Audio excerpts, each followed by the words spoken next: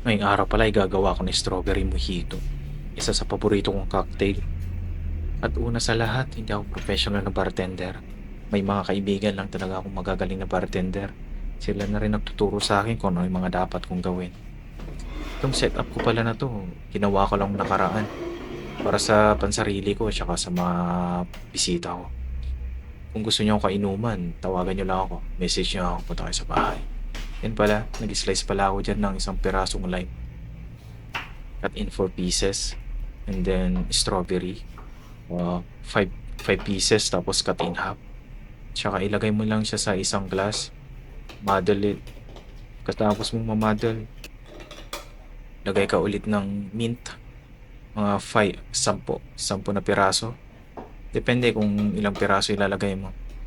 Muddle mo lang siya. No?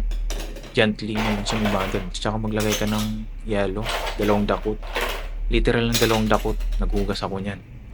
Tapos after nun, naglagay ako sa mga side niya. Mga 5 pirasong sliced lemon. After nun, lagay ako ng isang shot ng vodka.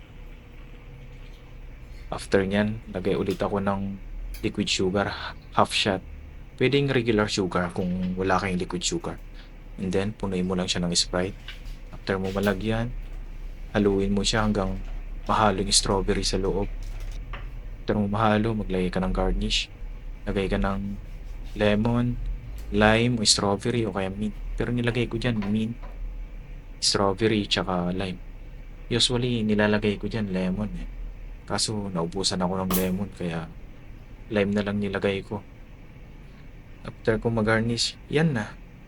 Prepare ko lang para maganda na. Presentable na siya.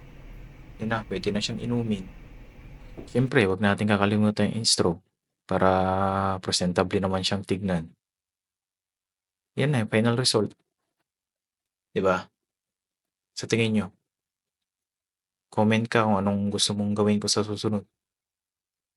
Siyempre, papatinaw natin yung ilaw para kunwari aesthetic.